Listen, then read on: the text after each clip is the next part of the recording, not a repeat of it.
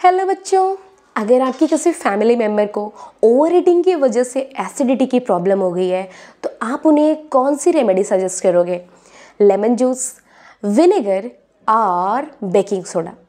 ध्यान से सोचना, जब आप उन्हें ये रेमेडी सजेस्ट करोगे तो आपके माइंड में कौन सी प्रॉपर्टीज़ आएगी? सिंपल सी बात है, आप सोचोगे कि अगर एसिडिटी है तो एसिडिटी में एसिड की क्वांटिटी ज़्यादा है, एसिड ज़्यादा है, तो कुछ ऐसा ही सोचोगे जो उस एसिड के अफेक्ट को कम कर सके। यानी आप सोचोगे बेस वहाँ पे बेकिंग सोडा के बारे में। यानी अगर आप उन्हें बेकिंग सोडा सजेस्ट करोगे उसकी प्रॉपर्टीज़ को सोच करके, तो जाहिर सी बात है एसिड और बेस ये जब मिलते हैं तो दोनों एक दूसरे के इफेक्ट क्या कर देते हैं? न्यूट्रल कर देते हैं। और इस प्रोसेस को हम कहते हैं न्यूट्रलाइजेशन। यानी एसिडिटी थी तो हमने उन्हें कुछ ऐसा दिया जो उसके इफेक्ट को ख़त्म कर सके। सो बच्चों, welcome to our channel physic chem. और आज के इस वीडियो लेक्चर में हम बहुत ही इंटरेस्टिंग टॉपिक पढ़ने वाले हैं, एसिड, बेस एंड सॉल्ट। सो बच्चों, एसिड और बेस इन दोनों की केमिकल रिएक्शन से हमें मिलता है साल्ट। लेकिन अगर आपने केमिकल रिएक्शन की वीडियो ही नहीं देखी है तो आपको केमिकल रिएक्शन समझ नहीं आएगा। इसलिए सबसे पहले ज़रूरी है आपको प्रीवियस केमिकल रिएक्शन की वीडियो देखना, लिंक डिस्क्रिप्शन में है, don't forget to watch it. तो चलिए स्टार्ट करते हैं एसिड, बेस और सॉल्ट की जर्नी, और कैसे हमारे आसपास और समटाइम्स हमारे पेट में भी एसिड और बेस का रिएक्शन होता रहता है। Let's start. सबसे पहले हम अपनी जर्नी स्टार्ट करेंगे एसिड से। एसिड के बारे में आपने अपनी प्रीवियस क्लासेस में पढ़े होंगे और बेसिक टर्म्स क्या हैं इसके, एसिड क्या होते हैं समझा भी होगा, बट फिर भी हम यहाँ पे एक बार एसिड को समझेंगे। और एसिड को आप कैसे आइडेंटिफाई करोगे रेगुलर लाइफ में, डे टू डे लाइफ में और लैब में भी। तो सबसे पहले जब आपको कुछ खट्टा खाने का मन करता है और आपके दिमाग में, यानी आप रास्ते से गुजर रहे हो और आपने इमली की शॉप देख ली, तो आप वो इमली ज़रूर लोगे खाने के लिए। उसमें जो टेस्ट है जो कि बहुत खट्टा है, लेमन जूस आपने पिया वो भी बहुत खट्टा है, तो ये जो सॉर टेस्ट है वो सॉर टेस्ट है एसिड की वजह से। यानी acids are substance that have sour taste like vinegar या लेमन जूस। ये तो हो गई डेली लाइफ में एसिड्स को आइडेंटिफाई करने की बात। अब एक और प्रॉपर्टी देखिए, सेकेंड प्रॉपर्टी क्या है कि when acid dissolves in water they release hydrogen ion। यानी जब एसिड्स हाइड्रोजन आयन रिलीज करते हैं, कब? जब ये वाटर में डिजॉल्व होते हैं। एसिड्स जब वाटर में डिजॉल्व होते हैं they release hydrogen ion. And most important जो आपको हमेशा याद रखना है, that is third point, asset turn blue litmus paper two red. Blue litmus paper को एसिड जो है वो रेड में कर देता है। ये आपको याद रखना है। ये क्वेश्चन अक्सर एग्ज़ाम में पूछा जाता है, कॉम्पिटिटिव एग्जाम्स में भी, और जब आप बोर्ड के एग्ज़ाम में भी बैठते हो तो भी एमसीक्यू के फॉर्म में अक्सर लिटमस से क्वेश्चन पूछे जाते हैं। At the last point, many common fruits like lemon, yogurt and oranges contains acid. यानी बहुत से ऐसे फ्रूट्स हैं जो एसिड कंटेन करते हैं, जिनमें लेमन है, योगर्ट है एंड ऑरेंजेस है। ये सारे फ्रूट्स एसिड जो है अपने में एसिड जो है कंटेन करते हैं, इनमें एसिड्स की क्वांटिटी होती है। एंड द लास्ट पॉइंट, एक और बात कि हम इसको आइडेंटिफाई कैसे करेंगे फिर उसी पे, that is acids can identified by their sour test and litmus test. इन दोनों टेस्ट के थ्रू, आप टेस्ट करके और लिटमस के थ्रू आप एसिड को आइडेंटिफाई कर सकते हैं। So these are about acids.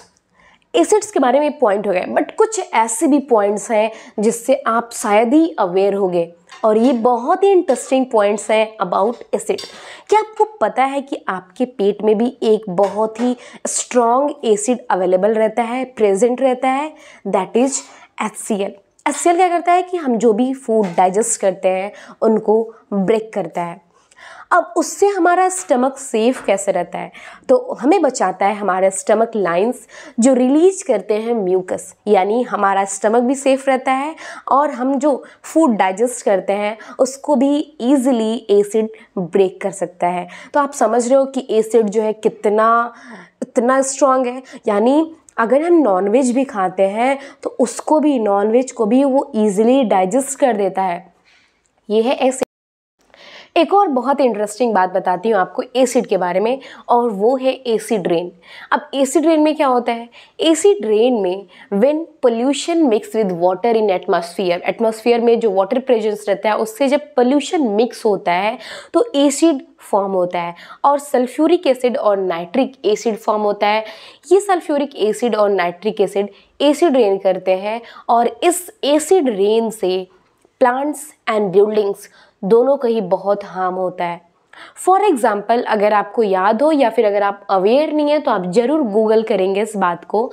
आप देखना, कोरोजन ऑफ ताजमहल, यानी ताजमहल जो है acid rain effect on Taj Mahal पे आप एसिड रेन का इफेक्ट देखना, कैसे उसका कोरोजन हुआ था, कैसे ताजमहल डैमेज हो रहा था, जिसमें उसका कलर चेंज हो रहा था, कोरोजन हो रहा था और मार्बल कैंसर हो रहा था। मार्बल कैंसर क्या है कि जब मार्बल का कोरोजन होता है उसको कहते हैं मार्बल कैंसर। तो आप देख सकते हो एसिड रेन का इफेक्ट ताजमहल पे। अब दिल्ली के नियर अबाउट एटमॉस्फेयर में पोल्यूशन बहुत ज़्यादा है।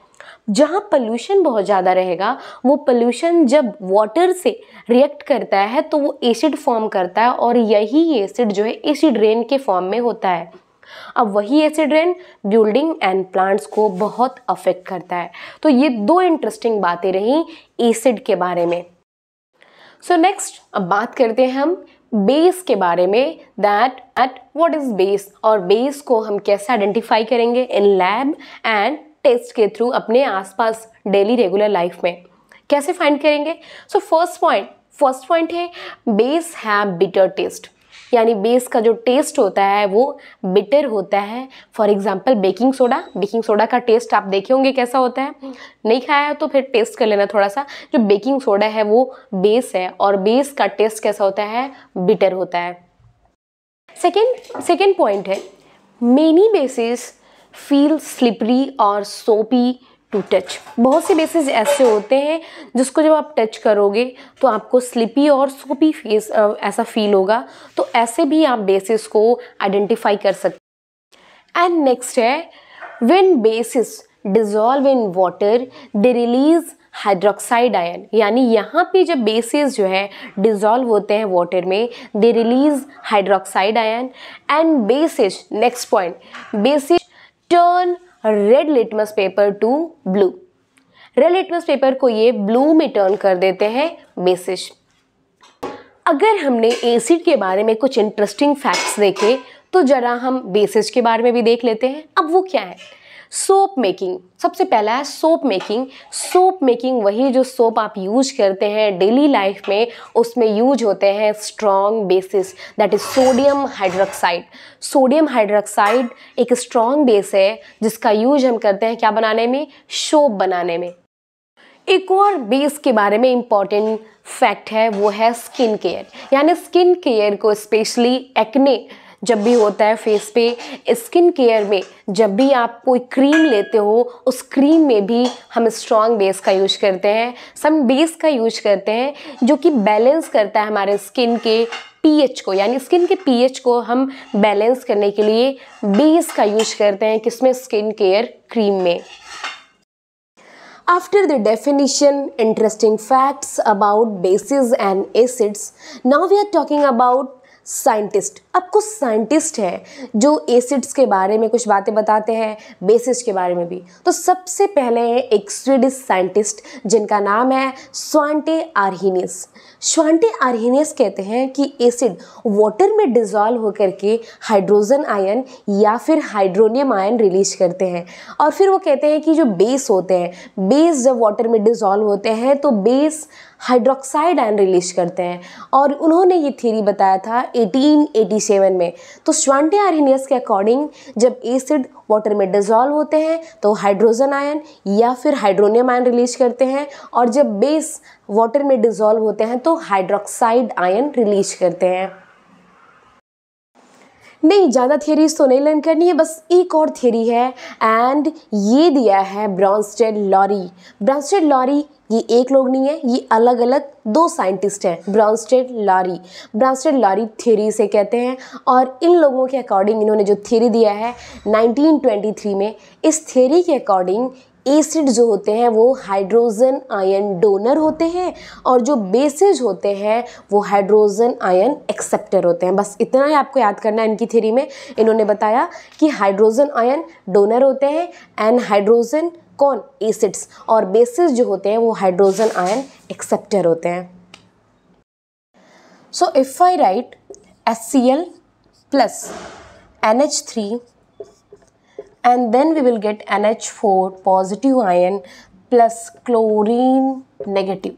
तो ये जो HCl है ये इसको हम कहेंगे ब्रॉन्स्टेड एसिड। ये जो है ना, क्योंकि ये जो है यहाँ से आप देखो NH4 हो गया है, यहाँ से हाइड्रोजन जो है ये दे दिया है, किसको दे दिया है, NH3 को दिया, और ये NH4 पॉजिटिव हो गया है। इसने एक्सेप्ट किया है, इसने दिया है, तो ये दिया है, डोनर है, और इसलिए इसको हम कहते हैं ब्रॉन्स्टेड एसिड। इसको हम कहेंगे ब्रॉन्स्टेड एसिड, और इसने एक्सेप्ट किया है इसलिए हम इसको कहेंगे ब्रॉन्स्टेड बेस। ठीक है, अब ये जो आपका क्लोरीन है इसको हम कहते हैं कंजुगेट एसिड। तो इस तरह से ब्रॉन्स्टेड लॉरी के थ्रू आप समझ सकते हैं कि कौन इसमें ब्रॉन्स्टेड एसिड है और कौन इसमें ब्रॉन्स्टेड बेस है। जैसे कि यहाँ से हाइड्रोजन इसने इसे दे दिया ना अमोनिया का, और अमोनिया यहाँ पे अमोनियम आयन बना रहा है, तो यहाँ से एक्सेप्ट किया अमोनिया ने और यहाँ से रिलीज हुआ है, इसने डोनेट किया है। ठीक है, तो ये डोनर है, ये एक्सेप्टर है। Now we have so many definitions of acid and bases. Scientist के भी डेफिनेशंस आ गए हैं और आपके भी कुछ अपने डेफिनेशंस हैं।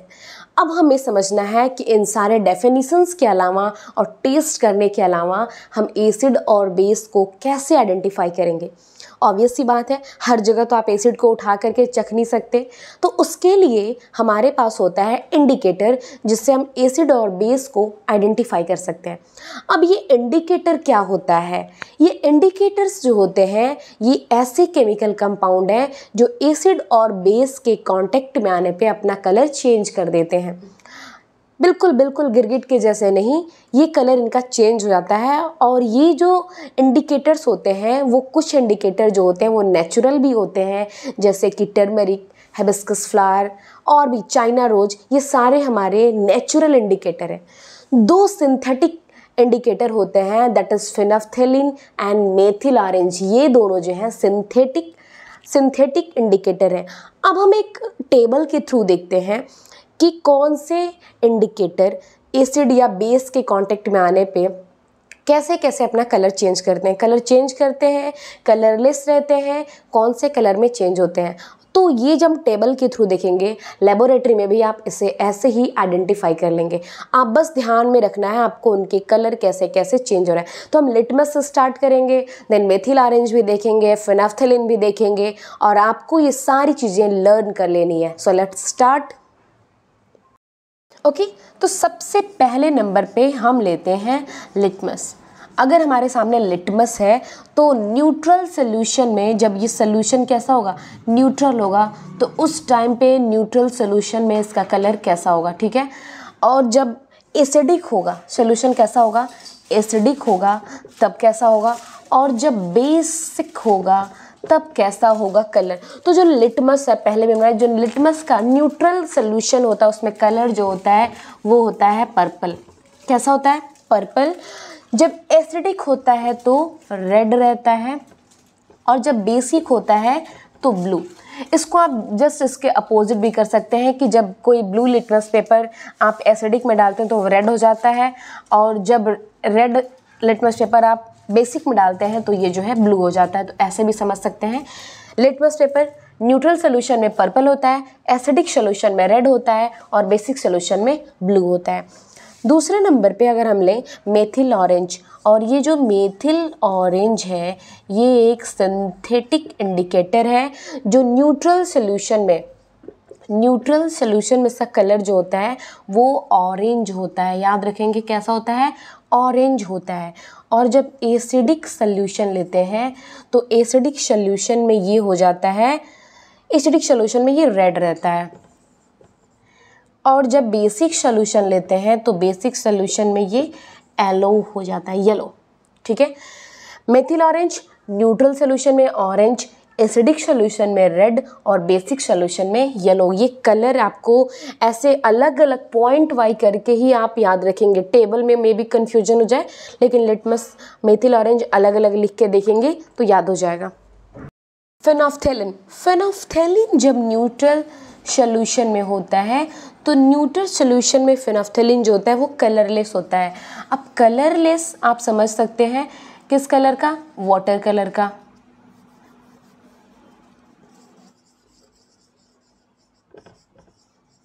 वाटर का जो कलर होता है वो कलरलेस होता है, तो न्यूट्रल सोल्यूशन में फेनोफ्थैलिन जो होता है वो कलरलेस होता है। जब सोल्यूशन एसिडिक होता है तो एसिडिक सोल्यूशन में ये अगेन कलरलेस होता है, तो आप यहाँ लिख देंगे रिमेन कलरलेस। और जब बेसिक सोल्यूशन में ये हम इसको ऐसे डिज़ोल्व करते हैं तो इसका कलर जो होता है वो पिंक हो जाता है।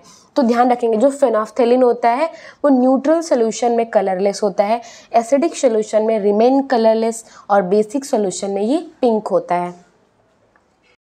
With the help of these indicators, we can identify all the acids and bases in laboratory. Now, अब हम पढ़ने वाले हैं बहुत ही important topic, that is acid base reaction.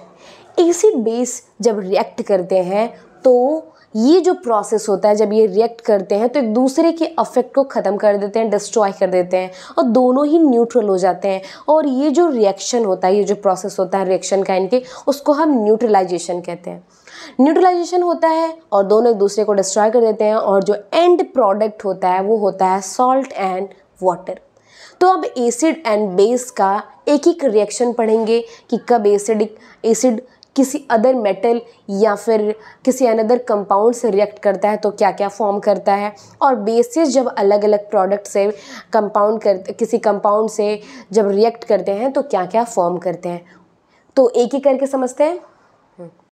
Reaction of acid and base with metals.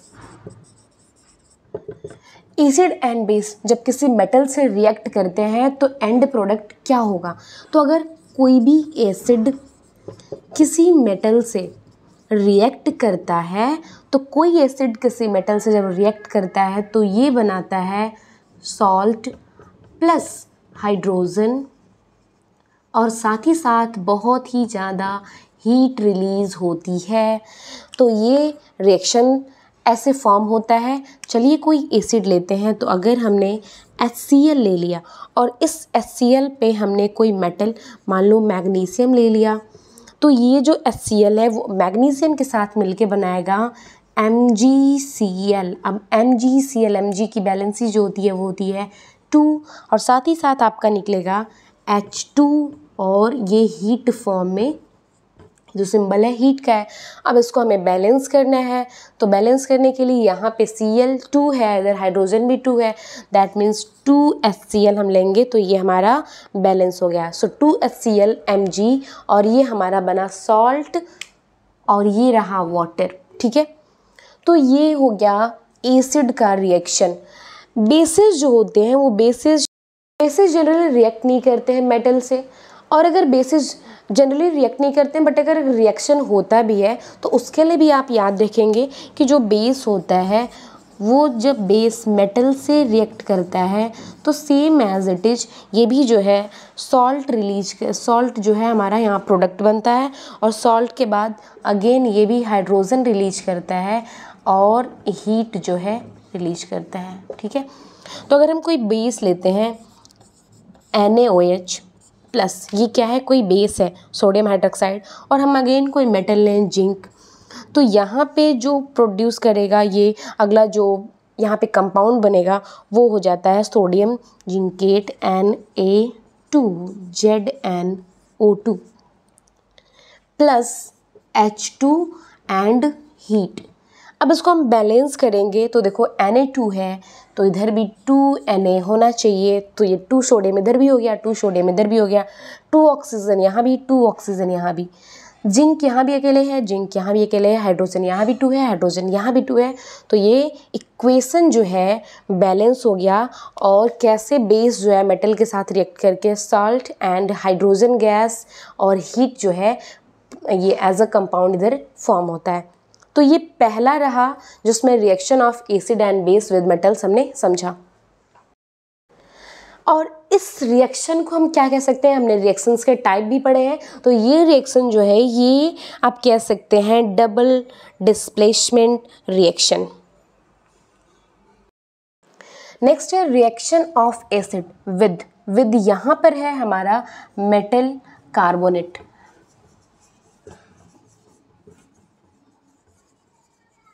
अगर कोई acid हमारा metal carbonate के साथ रिएक्ट करता है तो क्या बनाता है, तो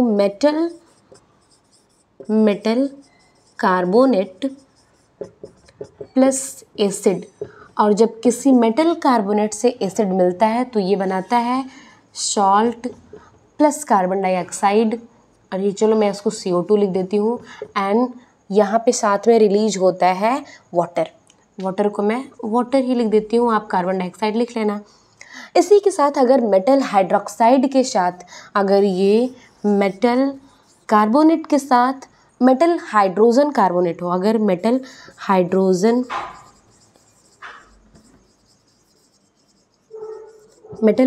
कार्बोनेट के साथ अगर एसिड रिएक्ट करता है तो मेटल हाइड्रोजन कार्बोनेट के साथ एसिड रिएक्ट करेगा अगेन सॉल्ट प्रोड्यूस करता है, salt carbon dioxide plus water, same thing, इसलिए याद करने में इजी रहेगा। Reaction of acid with metal carbonate and metal hydrogen carbonate, इन दोनों के साथ ही मेटल कार्बोनेट के साथ एसिड मिलता है तो ये प्रोड्यूस करता है, मेटल हाइड्रोजन कार्बोनेट के साथ एसिड मिलता है तो ये प्रोड्यूस होता है।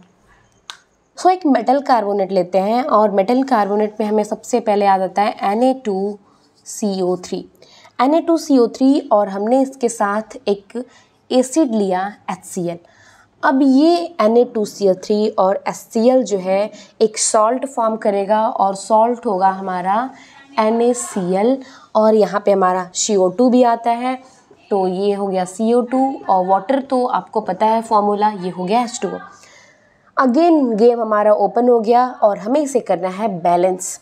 तो बैलेंस कैसे करेंगे, इधर है सोडियम 1 एटम और इधर है 2 एटम, तो इसके लिए हमें इधर भी करना पड़ेगा 2 एटम। अब इधर क्लोरीन भी हो गया 2 एटम और इधर हमारा क्लोरीन कितना है 1 है, तो इधर भी हमें करना पड़ेगा 2। So H2O balance, CO2 balance, NaCl balance. So 2HCl को करने से ये पूरा जो रिएक्शन है बैलेंस हो गया। तो इस तरह से हम देख रहे हैं मेटल कार्बोनेट से रिएक्ट करने पे कैसे फॉर्म हुआ है। ध्यान देंगे बैलेंस करने पे, आप देखो Na2 है तो इधर भी 2Na है, ऑक्सीजन इधर 3 है तो oxygen 2 and 3, 2H 2H, Cl2 2Cl। Okay, metal hydrogen carbonate में तो जब हम इसी का सोडियम कार्बोनेट का ही सोडियम बाइकार्बोनेट लेते हैं एंड दैट इज NaHCO3। इस NaHCO3 के साथ चलो अगेन हम HCl ही उठाते हैं और ये जो है अगेन सॉल्ट बनाएगा NaCl plus CO2 plus H2O। तो गेम है आपको इसको बैलेंस करना।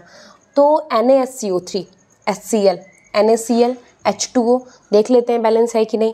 Na इधर भी 1 है, Na इधर भी 1 है, हाइड्रोजन 1 2, हाइड्रोजन 2, ऑक्सीजन 3 है और इधर भी ऑक्सीजन 3 है और क्लोरीन इधर भी 1 है, क्लोरीन इधर भी 1 एटम है। तो हमारा जो इधर हमारे प्रोडक्ट और ये जो रिएक्टेंट हैं दोनों ही side atom number of atoms जो है एलिमेंट के वो इक्वल है। दैट मीन्स ये जो क्या है ये भी बैलेंस है और ये भी बैलेंस है। तो ये जो बी रिएक्शन है reaction of acid with metal carbonate and metal hydrogen carbonate. Next point C है reaction of acid with base. अब एसिड जब बेस के साथ रिएक्ट करता है तो आपको पता है क्या बनता है, वही सॉल्ट एंड वाटर। अब सॉल्ट एंड वाटर हमारा एंड प्रोडक्ट होता है। यही प्रोसेस हमने भी पढ़ा है कि न्यूट्रलाइजेशन का होता है। तो अब ये पॉइंट है, इसको भी समझ लेते हैं कि reaction of acid with base. Reaction of acid with base. अब रिएक्शन जब होता है एसिड का बेस से तो क्या फॉर्म होता है, एसिड, और बेस का जब रिएक्शन होता है तो फॉर्म होता है salt plus water. Salt and water, कोई भी एसिड उठाओ, कोई भी बेस लो, वो क्या फॉर्म करेगा, salt and water. For example हमने लिया HCl, एसिड हमने कौन सा लिया, HCl। बहुत देर से हम HCl ले रहे हैं, ठीक है, अगले में हम चेंज कर लेंगे। और यहाँ पे हमने ले लिया सोडियम हाइड्रोक्साइड। ये जो रिएक्शन हुआ वो क्या हुआ, NaCl प्लस H2O। चलिए इसको बैलेंस कर दीजिए, कितनी जल्दी बैलेंस कर देंगे। H 2H chlorine 1 sodium 1 hydrogen oxygen 1 then it is balance. तो ये हम आते हैं डी पॉइंट की तरफ। Reaction of metallic oxide with acid. किसी मेटेलिक ऑक्साइड का रिएक्शन कराना है एसिड से तो क्या होगा, क्या प्रोडक्ट बनेगा। सो जब मेटेलिक ऑक्साइड का रिएक्शन होता है एसिड से तो क्या फॉर्म होता है, फॉर्म होता है सॉल्ट प्लस वाटर। सेम, अब याद रखेंगे यहाँ पे मेटेलिक ऑक्साइड का एसिड से हुआ। अगर कोई नॉन मेटेलिक ऑक्साइड एसिड या बेस से रिएक्ट करता है तो भी सॉल्ट एंड वाटर ही मिलता है। अब कोई मेटेलिक ऑक्साइड उठा लो, चलो मान लो हमने कॉपर मेटल लिया, कॉपर ऑक्साइड ले लिया, CuO प्लस HCl लेते हैं, HCl, और हमारा जो सॉल्ट फॉर्म होता है वो होगा CuCl2 प्लस वाटर H2O। अब इसे बैलेंस करना है।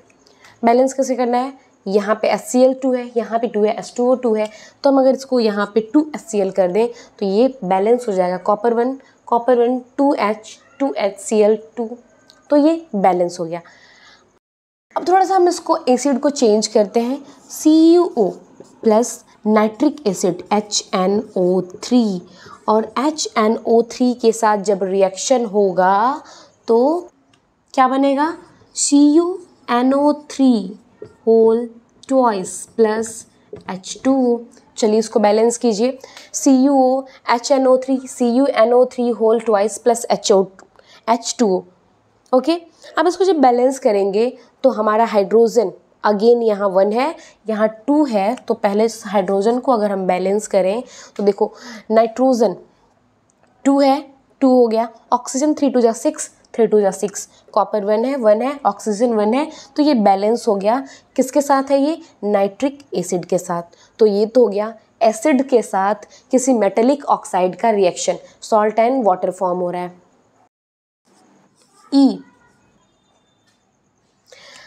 E reaction of non metallic oxide with base. देखो बेसिकली जब कोई बेस किसी नॉन मेटेलिक ऑक्साइड के साथ रिएक्ट करता है तो ये भी फॉर्म करता है salt and water.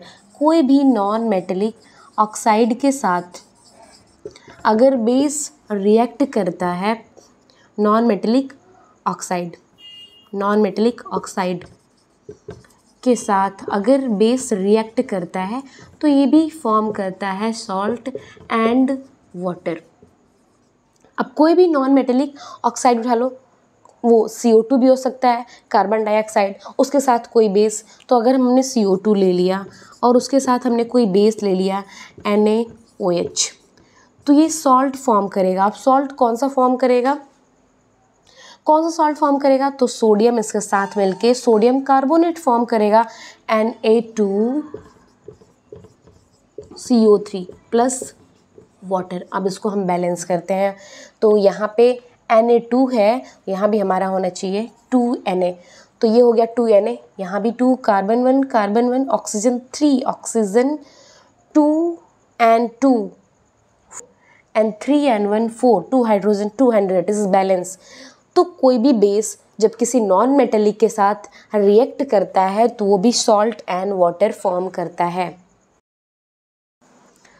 So many reactions, थोड़ी सी टायर्डनेस तो आ गई है, तो थोड़ा सा इंटरेस्टिंग कुछ और समझते हैं कि what do all acids and all basis have common. इतने सारे रिएक्शंस हमने दोनों के देख लिए, डेफिनेशंस देख लिए, तो कुछ तो आइडिया लग गया होगा कि एसिड और बेस में कॉमन क्या है। तो एसिड और बेस में कॉमन क्या है? First point, acids and bases both are react with water.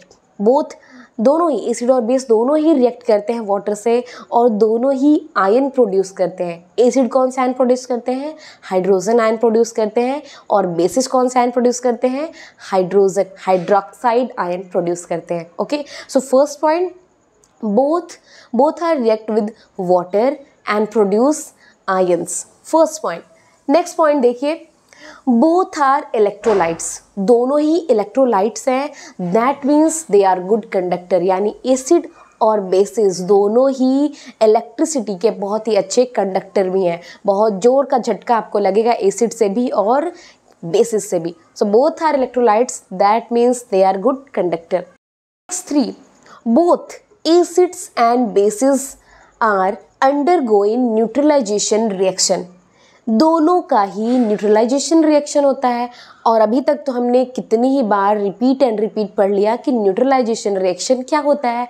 Neutralisation में क्या होता है कि बेसिस एंड एसिड दोनों ही एक दूसरे के इफेक्ट को डिस्ट्रॉय कर देते हैं, ख़त्म कर देते हैं, न्यूट्रलाइज कर देते हैं, जीरो कर देते हैं, और इसी प्रोसेस को हम कहते हैं न्यूट्रलाइजेशन रिएक्शन।